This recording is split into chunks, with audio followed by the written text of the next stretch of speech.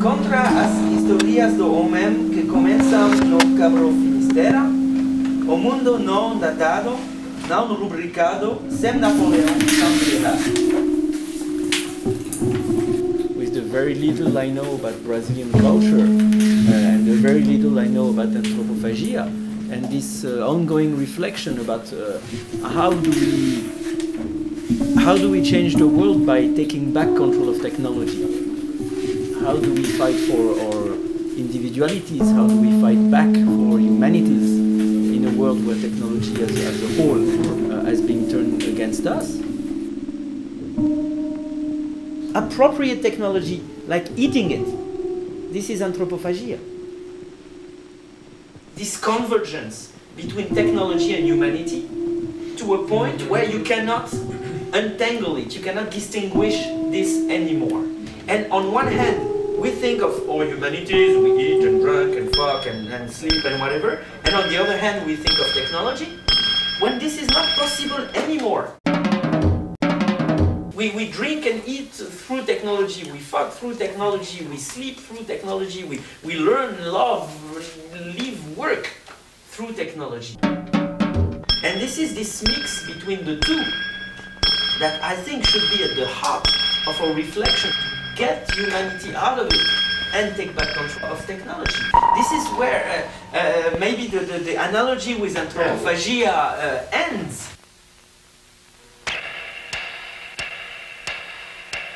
This is technophagia.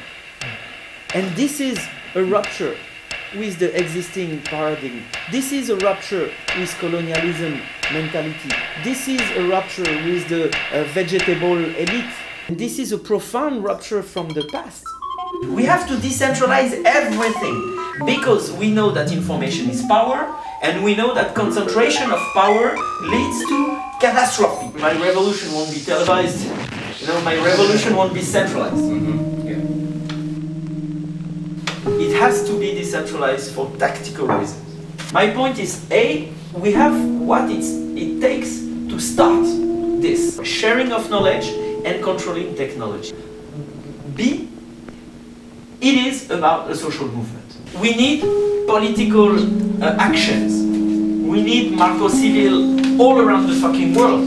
We need better than Marco Civil. The third part is the social-cultural aspect of it. We need cultural movement. We have people in the 1920s who said, fuck it, let's do it, and let's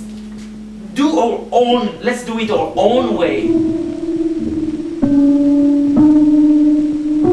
Where we start with humanity, where we start with community, where we start with primal instincts of what define us, and we do something, and we're talking about them 100 years after. We should start the cultural movements, the social movements that will bring the social change, the political change, the technological change that we want. It is about reinventing representation. It is about reinventing politics. It is about reinventing participation.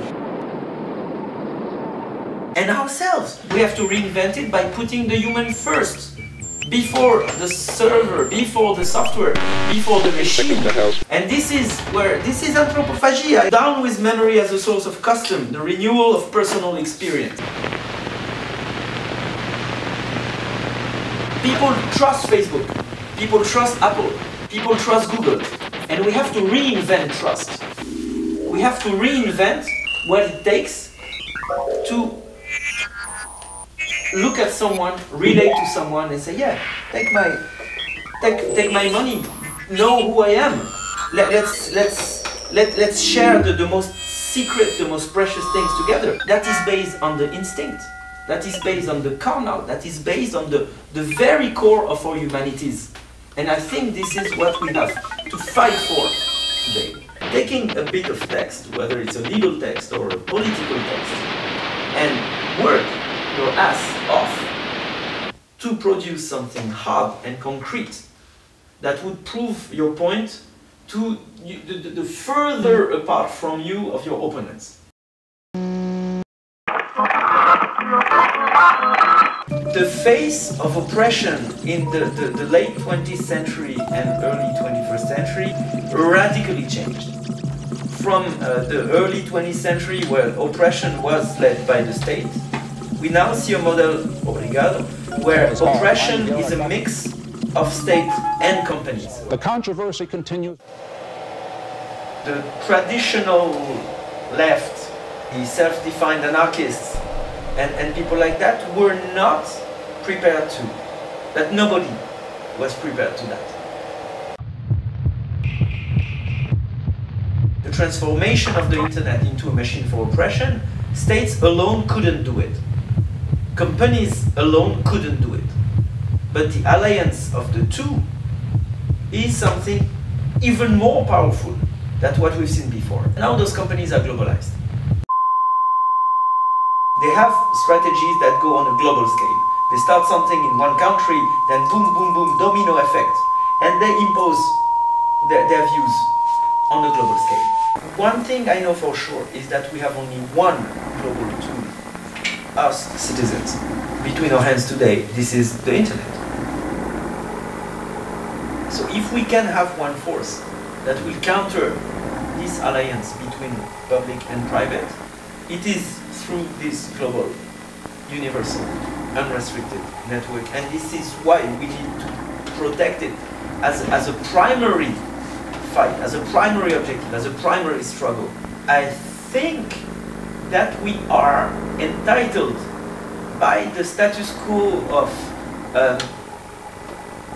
delegating some of our power to the state.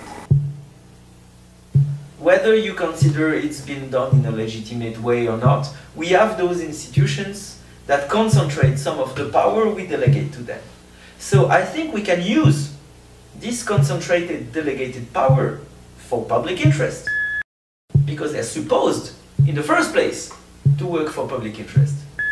It would be a terrible strategic mistake to miss this occasion, because those institutions are there, and if we don't hack them, if we don't use them, they can turn really bad and do really bad things, and that we can do this in parallel.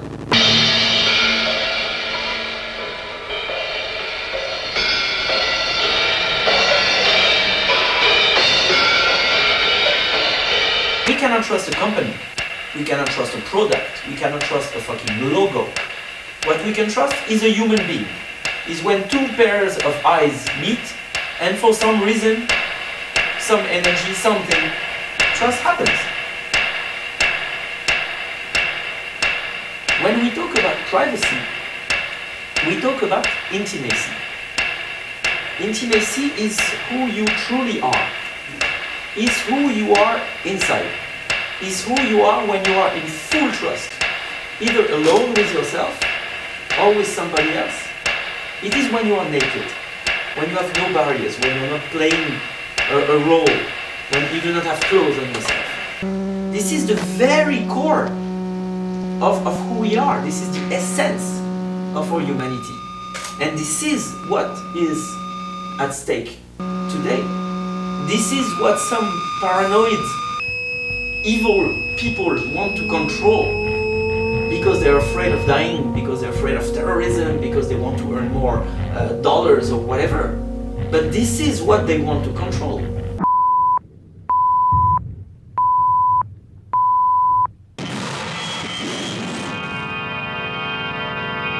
Googles know all about your sex life, your love life, what you buy, how much you earn, who you know, where you go. Google knows all about, more than your mom, more than your closest friends, about who you are. And this is what we need to take back, because this is at the core of these intimacies. This is at the core of these humanities. You think you publish to the world, but you publish to Facebook.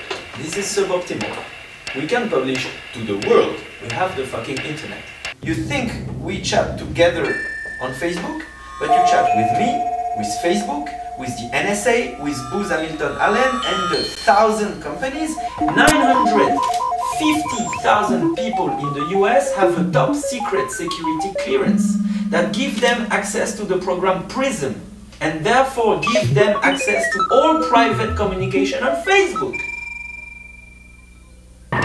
You think you chat with me, You chat with 1 million people. Then comes the point of getting laid. And I'm really serious about that because this is about searching what you don't know. This is something we cannot really easily do if we do not centralize. Because of course, if you know everything about everyone, you can answer these questions. If you don't use decentralized services, if you don't use software libre that belongs to everyone and that everyone can control, and if you don't use end-to-end encryption where people manage their keys themselves, if you don't do this, you will be screwed. Technology will control you, you will not control technology. We're now in a point in history where we could work on the same tools as what the bankers need, as what the government of Brazil and Ecuador need. All those technologies, software libre, end-to-end encryption, and decentralized services, actually are made to be learned.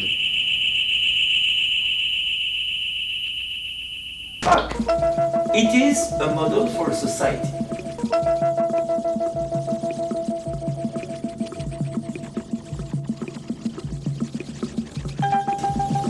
It is a model for a society where computers are everywhere. And it is a model for a society where those computers being everywhere should always be under control, or else they will become tools for oppression.